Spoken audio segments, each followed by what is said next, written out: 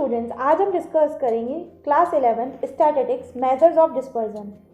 Students, इससे पहले already मैं इस चैप्टर की वीडियो डिस्कस कर चुकी हूँ, तो जिन स्टूडेंट्स ने वो वीडियो नहीं देखी है तो पहले देख ले और चैनल पे नए हैं तो चैनल को सब्सक्राइब करना ना भूले। स्टूडेंट्स, इससे पहले वाले लेक्चर में हमने कंप्लीट किया था क्वार्टाइल डेविएशन, जिसके अंदर हमने तीनों सीरीज़ के क्वेश्चंस कंप्लीट किए थे। आज हम हमारा नेक्स्ट पार्ट स्टार्ट कर रहे हैं standard deviation. Students, standard deviation को एक और नाम क्या बोला जाता है? रूट मीन स्क्वायर डेविएशन भी बोला जाता है। अगर एग्जाम के अंदर क्वेश्चन आ जाता है calculate root mean square deviation, तो उसका मतलब भी क्या होता है? स्टैंडर्ड डेविएशन ही होता है। अब सबसे पहले हम लोग बात करेंगे इंडिविजुअल सीरीज के बारे में। सबसे पहले हम डिनोट किससे करते हैं? स्टैंडर्ड डेविएशन को एन से डिनोट करते हैं और इसका फॉर्मूला क्या होता है? सिग्मा एक्स माइनस एक्स बार का होल स्क्वायर अपॉन एन। और इसके बाद हम इसको एक और मेथड से कैलकुलेट कर सकते हैं जिसको हम बोलते हैं एक्चुअल मीन मेथड। इसका फॉर्मूला क्या होता है? N is equal to sigma D square upon N minus sigma D upon N का होल स्क्वायर। डी का मतलब यहाँ पर क्या होता है? एक्स माइनस ए का मतलब होता है अज्यूम, जो आपने वैल्यू अज्यूम की उसको हम अज्यूम मीन बोलते हैं। कोफिशिएंट ऑफ स्टैंडर्ड डेविएशन का फॉर्मूला होता है एन अपॉन एक्स बार। वेरिएंस, यहाँ पर हम वेरिएंस भी इसके साथ इसलिए डिस्कस कर रहे हैं ताकि ये हाथों हाथ निकल जाता है। जब आप स्टैंडर्ड डेविएशन निकालोगे तो आप वेरिएंस आसानी से निकाल सकते हो, क्योंकि एन का स्क्वायर क्या होता है? वेरिएंस कहलाता है। तो इसका फॉर्मूला भी x minus x bar upon x का स्क्वायर अपॉन एन ये होता है। और कोफिशिएंट ऑफ वेरिएशन का फॉर्मूला होता है N upon x bar into 100। अब इसको समझने के लिए हम लोग किसके थ्रू समझेंगे? कुछ एग्जाम्पल्स लेते हैं, आपको क्लियर हो जाएगा कि किस तरीके से कैलकुलेट करते हैं। सबसे पहले मैं बात कर रही हूँ इंडिविजुअल सीरीज़ की। इंडिविजुअल सीरीज़ में हमें क्वेश्चन गिवन है 10, 12, 13, 15, 20। अब हमें क्या निकालना है? अगर हमें यहाँ पर क्या कैलकुलेट करना है? स्टैंडर्ड डेविएशन कैलकुलेट करना है। तो स्टैंडर्ड डेविएशन के अंदर अगर फॉर्मूला देखेंगे तो sigma x minus x bar upon का स्क्वायर अपॉन एन, मतलब कि मुझे क्या चाहिए? एक्स बार चाहिए। अब एक्स बार का मतलब क्या होता है? मीन। तो मीन निकालने का क्या फॉर्मूला होता है? Sigma X upon N. तो हम सिग्मा एक्स अपॉन एन कैसे निकालेंगे? इंडिविजुअल सीरीज के लिए 10 प्लस 12 प्लस 13 प्लस 15 प्लस 20 और नंबर ऑफ आइटम्स कितने हैं? 5। तो डिवाइडेड बाई 5, टोटल किया 70/5 दैट इज 14। ये हमारा क्या आ गया? एक्स बार आ गया। अब हमें क्या चाहिए क्वेश्चन के अंदर? हमें चाहिए डेविएशन। अब उसको हम किस तरीके से कैलकुलेट करते हैं? आइए पहले हम लोग सीरीज को क्या करेंगे? एज ये लिख लेंगे 10, 12, 13, 15, 20। इसके बाद मुझे निकालना है, अगर हम देखेंगे क्वेश्चन के अंदर एन का फॉर्मूला क्या होता है? सिग्मा एक्स माइनस एक्स बार। तो अब जो वैल्यू है उसको हम क्या करेंगे? जो हमने एक्स बार निकाला एक्स माइनस एक्स बार करेंगे। एक्स बार हमने कितना निकाला था? 14 निकाला था। तो जो वैल्यूज़ है उसमें हम क्या करते चलेंगे? इसको माइनस करते चलेंगे 14 को। तो 10 minus 14 that is -4, 12 minus 14 that is -2, 13 minus 14 that is -1, 15 minus 14 that is 1, 20 minus 14 that is 6। और इसी का क्या कर लेंगे? स्क्वायर कर लेंगे। तो x माइनस एक्स बार का स्क्वायर, तो -4 का स्क्वायर 16, 2 का स्क्वायर 4, 1 का स्क्वायर 1, 1 का स्क्वायर 1, 6 का स्क्वायर 36। और इसका हमें क्या चाहिए? सम चाहिए। तो इसका जब हम सम करेंगे, सिग्मा बोलते हैं जिसको, तो इसका सम आएगा 58। अब क्या करना है? हमें वैल्यू हमें रखनी है फॉर्मूले के अंदर। तो अब हमारा सिग्मा एक्स माइनस एक्स बार, ये पूरा टोटल कितना आ गया? 58 आ गया। तो इसकी जगह मैं क्या लिख दूंगी? 58। और नंबर ऑफ आइटम्स कितने हैं? 5। इसको मैं डिवाइड करूंगी तो मैं 11.6। अब इसका अंडर रूट निकालेंगे तो कितना आ जाएगा? 3.4 आंसर।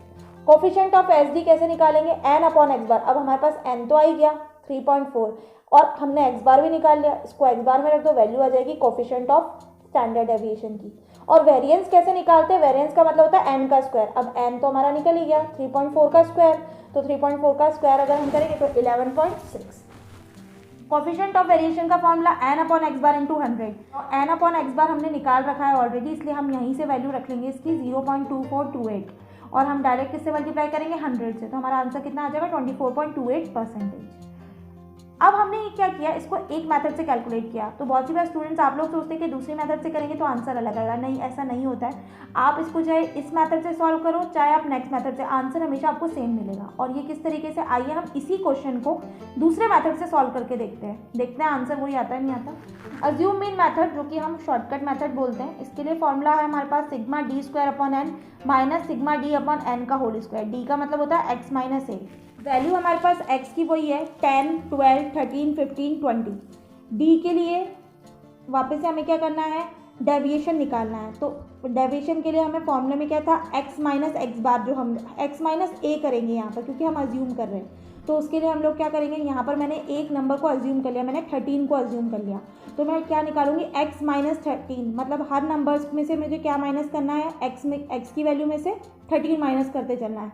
तो 10 minus 13 that is -3, 12 minus 13 -1, 13 minus 13 0, 15 minus 13 2, 20 minus 13 7। ये मैंने d निकाल लिया। अब इसी का स्क्वायर करना है, d स्क्वायर। डी स्क्वायर में क्या रहेगा, 3 का स्क्वायर 9, 1 का स्क्वायर 1, 0 का स्क्वायर 0, 2 का स्क्वायर 4, 7 का स्क्वायर 49। इसका टोटल सम कर लिया 63 और सिग्मा डी का भी सम कर लिया 5 आया। अब हमें क्या करना, वैल्यू रखनी है अपने फॉर्मूले में।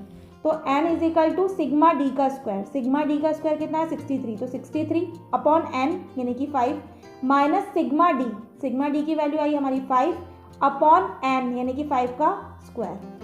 अब हम इसको सॉल्व करेंगे क्वेश्चन को। तो 63 अपॉन 5 12.6 माइनस 5 अपॉन 5 का होल स्क्वायर आया हमारा 1। इसको हमने कैलकुलेट किया तो कितना आया 11.6 और 11.6 का अंडर रूट कितना है 3.4। इट मीन्स पहले वाले क्वेश्चन को जब हमने सॉल्व किया था इंडिविजुअल सीरीज के अंदर मेथड से, तो उसमें भी आंसर क्या आया था, सेम आया था। और अज्यूम मीन से जब हमने कैलकुलेट किया तो भी आंसर क्या आया, सेम आया।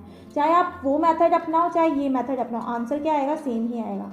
लेकिन बात क्या है, आपको अगर गिवन है सीरीज़, मतलब सीरीज़ के अंदर अगर आपके पास यहाँ पर पॉइंट में नहीं आता, जैसे जब हम कैलकुलेट करते हैं अगर आपका एक्स बार पॉइंट में निकल जाता है, तो उसके लिए आपके लिए क्या सही है, उसके लिए आप अज्यूम करके करेंगे, क्योंकि यहाँ पर हम क्या कर रहे हैं, किसी भी नंबर को अज्यूम कर रहे हैं, तो वो कैलकुलेशन करने में आसानी पड़ती है।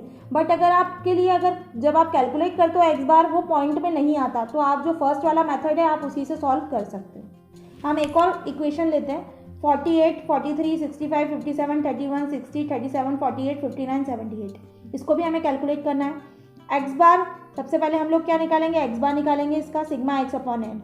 तो 48 plus 43 plus 65 plus 57 plus 31 plus 60 plus 37 plus 48 plus 59 plus 78 divided by 10।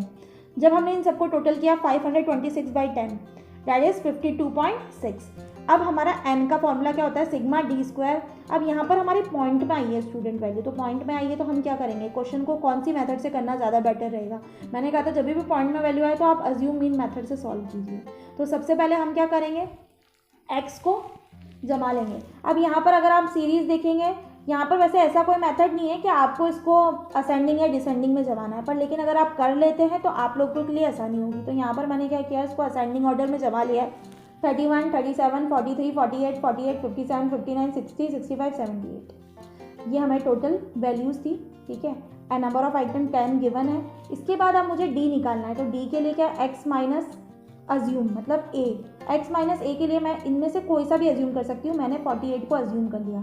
तो 31 minus 48 that is -17, 37 minus 48 minus 11, 43 minus 48 minus 5, 48 minus 48 0, 48 minus 48 0, 57 minus 48 9, 59 minus 48 11, 60 minus 48 12, 65 minus 48 17, 78 minus 48 that is 30। अब इसी का मुझे क्या करना है, स्क्वायर, डेविएशन का स्क्वायर। 17 का स्क्वायर 289, 11 का स्क्वायर 121, 5 का स्क्वायर 25, 0 का स्क्वायर 0, 0 का स्क्वायर 0, 9 का स्क्वायर 81, 11 का स्क्वायर 121, 12 का स्क्वायर 144, 17 का स्क्वायर 289, 30 का स्क्वायर 900। और इसी का क्या करना है, टोटल। इसका टोटल किया 1970, इसका टोटल किया 46। अब वैल्यू रखनी है डायरेक्ट फॉर्मूले में। तो n is equal to sigma D का square 1970 divided by n that is 10 minus sigma D 46 upon n 10 का होल स्क्वायर। जब हमने इसको कैलकुलेट किया तो आ गया अंडर रूट 175.84 और जब हमने रूट निकाला इसका तो 13.26 हमारा क्या निकल गया, स्टैंडर्ड डेविएशन निकल गया। अब स्टैंडर्ड डेविएशन निकल गया तो बाकी की चीज़ें ऑटोमेटिकली निकल जाएगी। कोफिशिएंट ऑफ स्टैंडर्ड डेविएशन का फॉर्मूला n अपॉन एक्स बार, n हमें पता ही है 13.26 डिवाइडेड बाई एक्स बार हमने निकाला था, एक्स बार हमारा कितना आया था 52.6, ये हमने रखा तो 0.2520 हमारा आंसर आ गया। वेरिएंस, वेरिएंस का मतलब होता है n का स्क्वायर।